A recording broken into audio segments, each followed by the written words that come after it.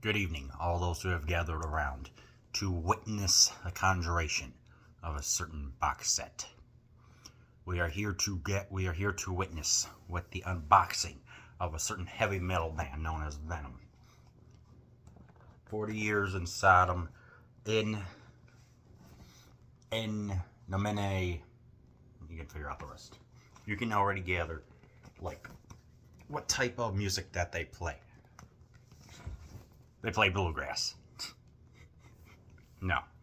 In 2019, the new wave of British heavy metal band Venom decided to release this mammoth set. From the early 1980s, Venom, who were heavily influenced by Motorhead and a whole bunch of punk rock, decided to take said bands to the next level.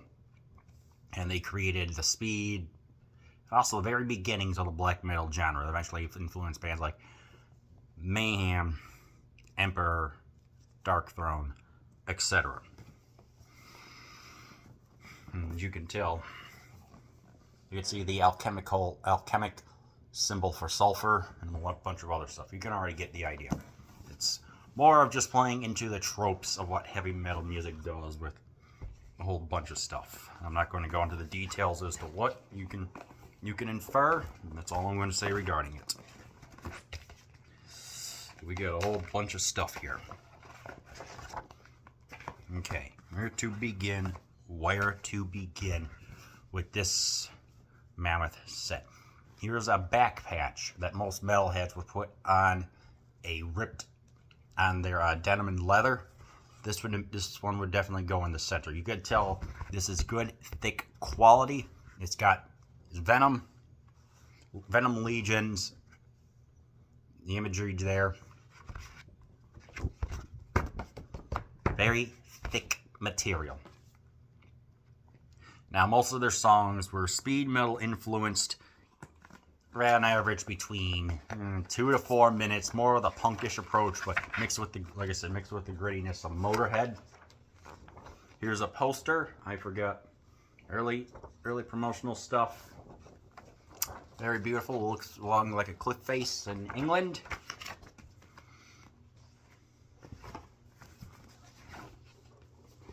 By the way, this is music that you have. Anyway, this is music that you This is just like music that you drink beer to. It's not exactly like Dream Theater or Pink Floyd or John Coltrane, Sonny Rollins, etc. This is just straight up stuff you just drink Sam-Adams with or whatever. Just simply saying Venom, 7 Gates of Hell. The 3 members of the band: Cronos, Abaddon, and Mantis. Cronos was in Greek mythology, the father of Zeus and also another deity that has to do with time, chronometer. Abaddon was an archangel, I believe, and I forgot who Mantis was. Venom, you can figure out the imagery right there. And of course they had Metallica, the Kill 'Em All tour. So this is roughly 1983, 1984. This is a very high glossy type upholster. It's rather thick, which I am surprised by.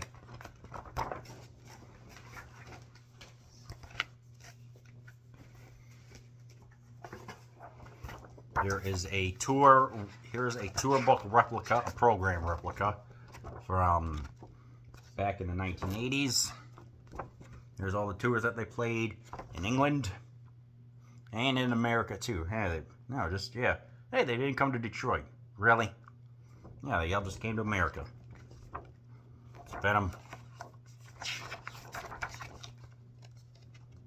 This is a high gloss program replica. These are photos from the 1980s of a band just killing it on stage. Really nice photos. Here's a group shot.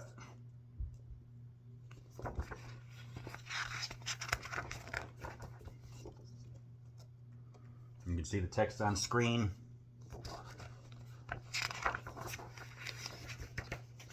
This is just the typical imagery associated with heavy metal in the 1980s.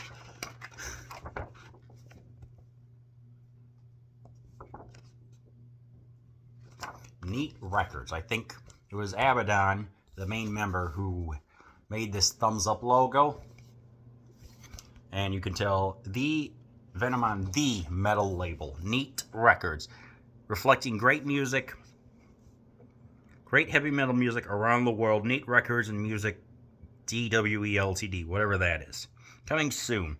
The new Venom album, and you can read the rest on there. Pretty cool replica.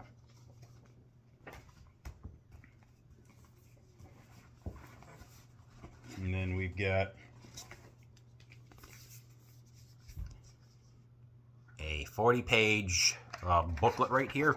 A lot of these nice, see what's been going on. So a lot of these bands have been produced with these big box sets, the size of like LPs, have been putting out some really, really sensational sets lately. You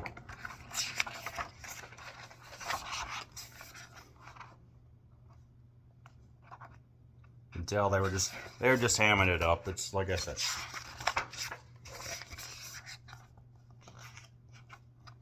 It's amazing just to be able to find all this old art. These are people that have to actually go around and send posts and ask, like, record labels, members of the band, fans, etc., to ask, hey, do you happen to have any old material? Like any posters, like, here we go. Fast cars, fast women. This is stuff that you put on at, like, a bar or something like that. Okay, you probably wouldn't put it on, like, Venom or something like that. You probably put on, like, Van Halen.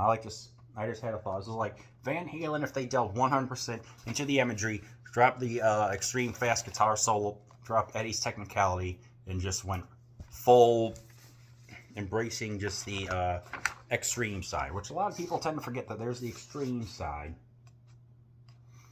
That's definitely one of their best ones. The 20-minute long epic, which somehow works. It is somehow falls in the realm of progressive black metal. There was ever such a genre, but yeah. So it takes a while to assemble these. It's like, you know, you gotta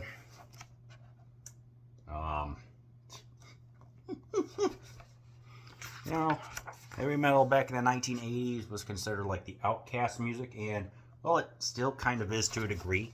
Most of them just hold just respectable day jobs. I think one of the members of Gorgoroth is a teacher in Norway. Yeah, I know that some of them are chemists. They just have a penchant for extreme stuff, which there is nothing wrong with that. Sometimes you need extreme stuff to counteract the placid, I guess the word would be, the calmness. You know, to me that's what it's like, having a balance of both makes you live your best life. All these images of the band members.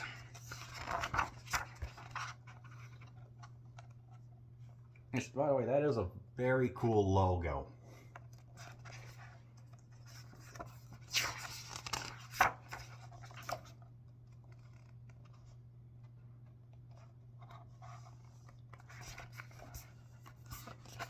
This is like 40 pages long. It's not exactly like the Iliad and the Odyssey. But you know what?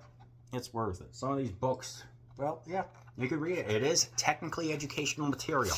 Tell your teacher that, hey, I'm learning about the history of certain music genres, teacher.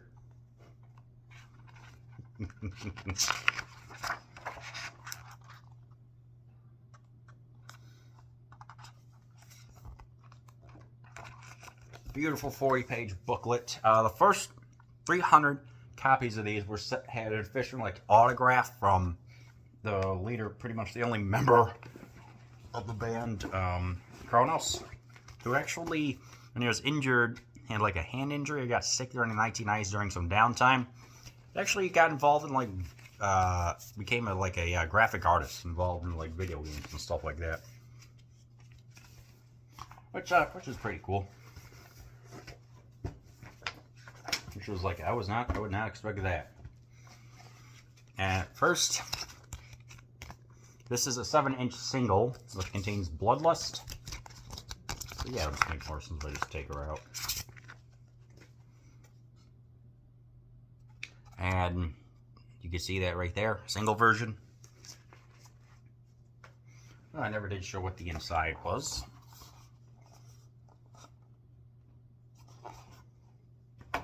There was a hype sticker, but I forgot where that went. Dang, I don't have it.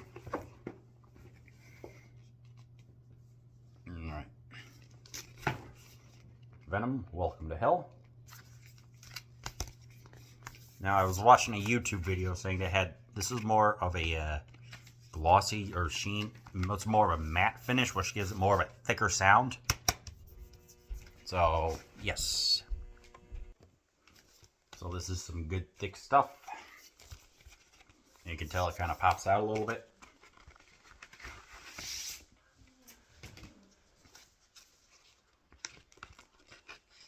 Splatter vinyl, which is, I've heard mixed things about it. Some say that it's going to ruin the very sheen of this. Some people just like the black, the standard black 12-inch record. And I'm just like, yeah, why would you want to get the limited edition? I'm not going to stop you. But if it's part of like a special edition set, then I say go for it. Black metal, which is also the namesake of where the genre came from. And black metal does not have the most polished sheen of, say, like glam metal, pop, jazz, country, etc. This is just raw stuff, limited technology, because that's all that they had to work with. And when it became very popular in Norway, they found like their most loud, like this most intentionally worst recording technology of all time. Wait, is this, which one is this? This is wait. Whatever, at this point, who cares?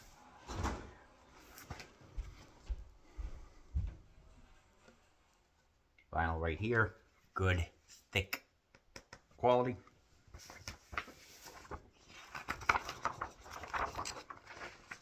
Here's a poster for you. If you were a kid in the 1980s, you had long hair and you had a mullet or long hair or whatever, this stuff was hanging up on your wall. Posters, vinyl albums all around. Oh, it was a stereotypical, awesome way of just representing who you were, and scared many parents. In fact, let's not forget the Parents Music Resource Center, founded by the Washington Wives, the most famous being Al Gore's wife. Completely separate from what he was doing in the 2000s. Let's just not go into that. The Parents Music Resource Center had the Filthy 15. Prince, Madonna, Twisted Sister, Judas Priest, Venom, Merciful Fate. I can't remember the other ones there. They were talking about this emerging trend of heavy metal music. And they're like how it was a danger and a corruption to you. So then they brought in three geniuses at the time. Frank Zappa, D. Mother Effin Snyder, and John Denver. Now, Zappa was a very intellectual person, so he knew what he was doing and pretty much just called them out on their BS and censorship. D. Snyder, of course, my main man, the man who indeed is Mr. Hair himself, pretty much just wrecked them. And of course, John Denver, they thought that his squeaky clean image, they're like, yes, I am for censorship. No, he is not. So pretty much intelligence and proof that having a well-formatted argument rather than just a baseless claim would win the day. And, well, eventually, and because of the Barbra Streisand effect, thinking that having censorship so that, oh, it's destroying the youth, would make the kids be, not want to check it out. Well, they checked it out, and the sales actually increased for Merciful Fate, where the guitarist actually said, "Thank you for introducing our music to this." Of course, pretty much just being like a take that. And then of course this stuff's still going on today. Gee, history shows again and again how nature points out the folly of man. Godzilla. Those who don't learn from history are doing repeat it. What's this? Now this was kind of more of a change of their sound. Really still had some of the imagery going on.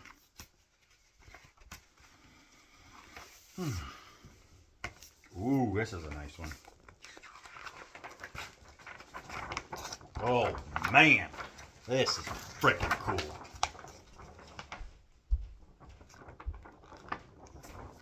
One heck of a poster.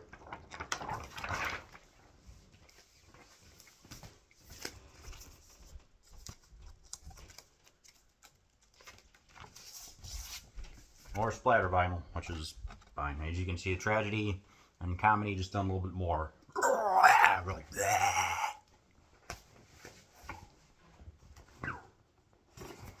Here's a live album.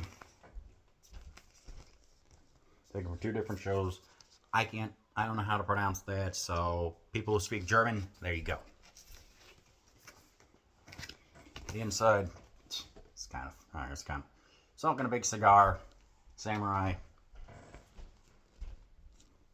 looking like David Lee Roth.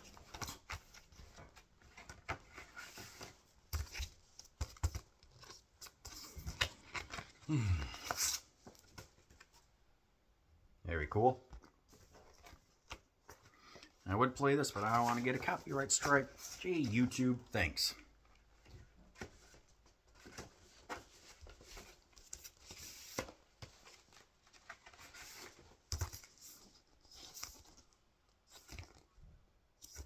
Played the Hammersmith Odeon 1985.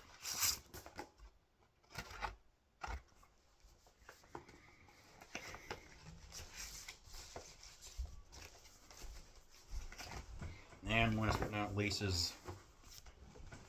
this is Sons of Rare and Unreleased. Two vinyls worth of stuff that never got released. Well, it's released now.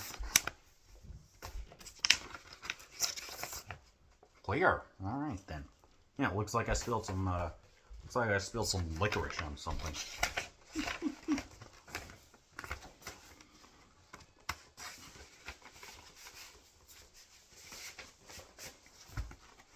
Last one. Again, there's the licorice.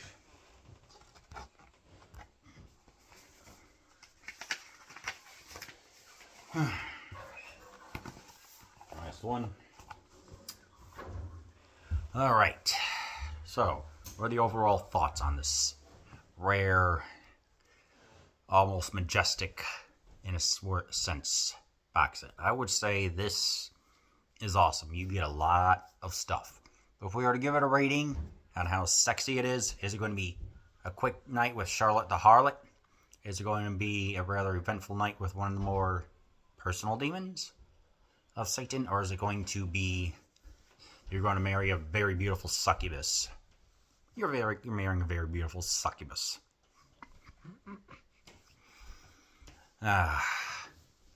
And of course, the price for it's kind of rare here and there. Maybe eBay, last I checked, doesn't have it. Discogs, you can find it for like $200. Everything was one, but it averages roughly $250. So keep an eye out. There's also a 2 CD greatest hits format and like the 8 CD format. But honestly, those are very fine and worth the money. But if you want something that's just going to be like, that's one heck of a centerpiece, I personally recommend this sucker. So anyway, y'all take care. Thanks for watching. Subscribe if you want. Hit the like button. All the usual stuff. And rock on.